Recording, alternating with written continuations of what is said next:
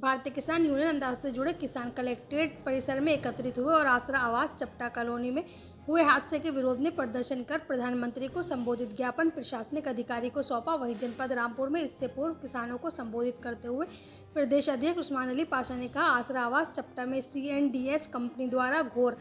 अनियमितताएं बरती गई। इस कॉलोनी के निर्माण में जहां केवल 2 सूत मोटा सरिया इस्तेमाल किया गया, वहीं सीमेंट और कंक्रीट का मिश्रण भी मानक अनुरूप नहीं किया गया, जिसकी वजह से दिनांक 11 सितंबर की रात्रि छोटी बेगम का परिवार भीषण हादसे का शिकार हुआ, जहां एक और इस परिवार में अपनी एक पुत्री रुखसार को खो दिया। वहीं परिवार के 3 अन्य सदस्य जिंदगी और मौत की लड़ाई लड़ रहे हैं। उन्होंने मृतक के परिवार को 50 लाख रुपए तथा प्रत्येक घायल को 10-10 लाख रुपए मुआवजा तथा उच्च अधिकारी सुविधा देने तथा कॉलोनी निर्माण में अनियमितताएं बरतने वाली कंपनी के ऊपर हत्या का मुकदमा दर्ज करने की मांग की। आपका क्या नाम है? जी, मेरा नाम उस्मान अली पाशा है। मैं भारतीय किसान यूनियन अंदाता का प्रदेश अध्यक्ष हूँ और आज हमने जो ज्ञापन माननीय प्रधानमंत्री जी को संबोधित ज्ञापन यहाँ कलेक्ट्रेट में सौंपा है। समस्याएं इस समय जो है पिछली सपा सरकार में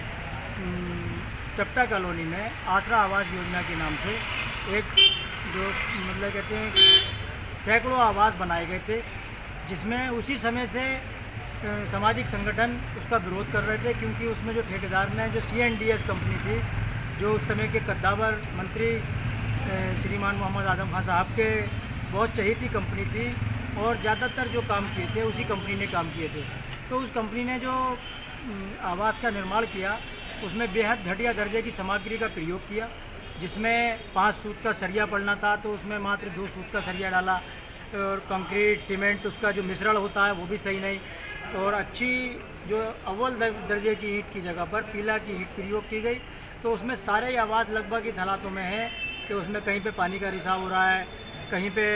कुछ। अभी जो 11 तारीख की रात को एक परिवार के 4 सदस्य लाइट चली गई थी, जिसकी वजह से वो जो बालकनी होती है उस पर आकर खड़े हो गए ताकि थोड़ी हवा लगे। जैसे ही वो 4 सदस्य वहाँ पर आए हैं तो वो छज्जा गिर गया, जिसमें गिरने की वजह से एक रुखसार नाम की जो उनकी बेटी थी, जो गर्भवती थी, अपने माता पिता के घर आई हुई थी, उसकी मृत्यु हो गई और 3 लोग गंभीर रूप से घायल हैं और उनके हालात ये हैं कि वो भी ज़िंदगी और मौत से लड़ाई लड़ रहे हैं। और सबसे बड़ी चीज़ जो इस समय होना चाहिए कि उस कंपनी पर शिकंजा कसा जाए, उस कंपनी से जितना भी पैसा उस कंपनी को पे किया गया वो सारा उससे रिकवरी कराई जाए, और कराने के साथ साथ इस परिवार के जो मृत्यु हुई है लड़की, उसको 50 लाख रुपए उसके परिवार को मुआवजा, और जो घायल हैं उनको 10-10 लाख रुपए का मुआवजा और चिकित्सा सुविधा बेहतरीन जो अच्छी से अच्छी हो सकती है उनको दी जाए। और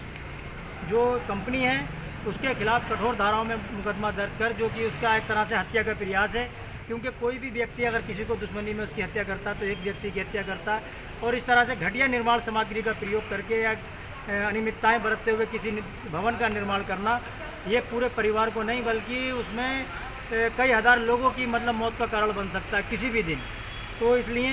इनके खिलाफ जो है कठोर धाराओं में मुकदमा दर्ज कर उनको जेल भेजा जाना चाहिए, किसी हाल में बर्दाश्त नहीं किया जाएगा। बहुत बहुत शुक्रिया। जय जवान जय